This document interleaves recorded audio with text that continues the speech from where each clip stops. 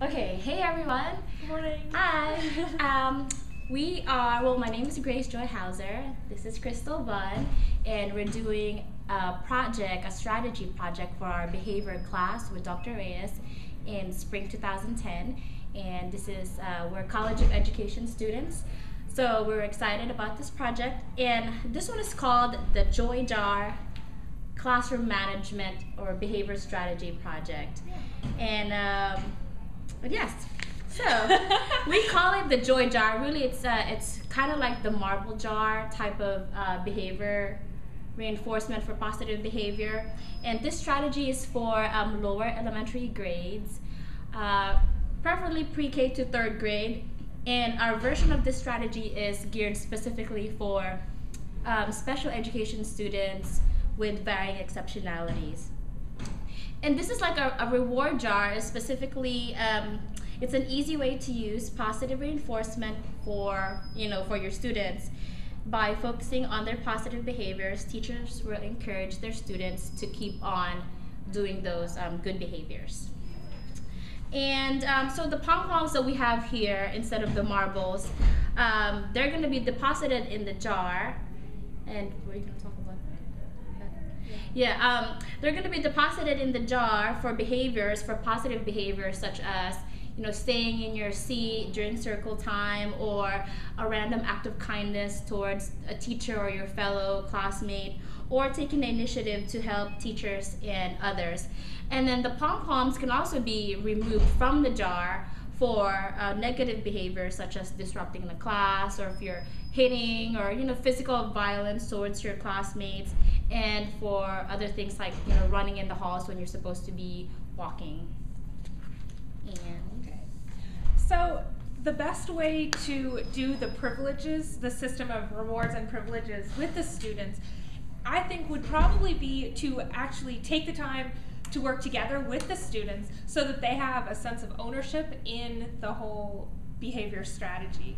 And you can do things like involve them in the decision making so that they can be clear on what kind of behaviors would earn them in addition to the jar, or having a pom-pom removed from the jar. And you can do things like having them provide examples and non-examples of those behaviors so that they would know exactly what to do in order to earn the privileges that they're working for.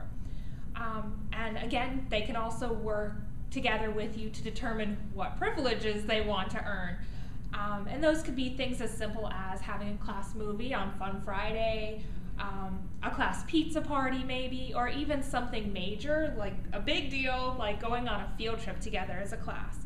And one thing that I really like is having multiple levels of rewards that the kids can work for. And the way we've accommodated for that with our Joy Jar is drawing simple black lines on the jar, and as the pom-poms are accumulated, the students will be able to see firsthand, oh, we've gotten to level 1, now we're going to earn that pizza party. And then on, by having the continued good behavior, they can keep working towards those big goals like the field trips and things like that. And the really good thing about this strategy is that it's based in behaviorist theory, which we all know Mr. B.F. Skinner and his token economy idea. So I really like, because that's a good strategy, a good theory, it really works great for lower level elementary students, or even kids that are just working on a lower functional level. So it might be you might even find it easy to tailor this concept to use it with students, say, in middle school, again, if they're on a lower functioning level.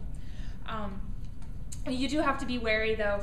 If you're going to use it with older students, you have to keep in mind, are they going to think it's cheesy if you're showing them pom-poms? You want to make sure that you work with what the students are, what they'd be interested in. And the next part that I'd like to talk about is the materials that you would need to create something like this. So in order to create your very own Joy Jar, you'd want to start out with finding a nice plastic jar. You could use glass, but for our purposes, I really like the idea of using plastic because you'll avoid a lot of nasty accidents. Then you want to look for something colorful, like marbles, buttons, beads, any suitable material that the students can easily see accumulating in our jar. For our purposes, because as we said in the beginning, we're wanting to use this for an exceptional ed classroom, we considered the idea of using marbles, but then found that these pom-poms are fantastic because if they roll, they're not going to go far. The kids don't want to eat them as maybe they'd be tempted to with marbles. That's right. And also, it definitely decreases the weight of the jar. It's very light. It's very light. And again, this is going to be something you'd want to decide depending on the functionality, the level of understanding with your students. Do you want to have this be a classroom tool that your students would access, or will the teacher only have access to it? Again, that's, depending on your students, you can decide. And the good thing about the pom-poms too is very just like marbles, except marbles is more hazardous versus we think this is less hazardous, and it's very, as you can see, it's very visually appealing. It's You just want to jump in and it's so soft, it's squishy. Yeah. So I think it'll really motivate the students to really do good behavior. And then again, the very last step in creating your very own joy jar would be to make a list with your students, maybe even post it in the classroom, of the different rewards or privileges that they would be working for, and then determine the different levels that they'll have to attain in order to achieve those rewards. And as for where you can locate materials like these, you could go to any craft store around, Joann's, Michael's, any of those, and you'll be able to find the exact same things as we did. So thank you for listening. I really hope you go out right now and create your own joy jar because they're so much fun. Yeah. Thanks, guys. Bye. Bye.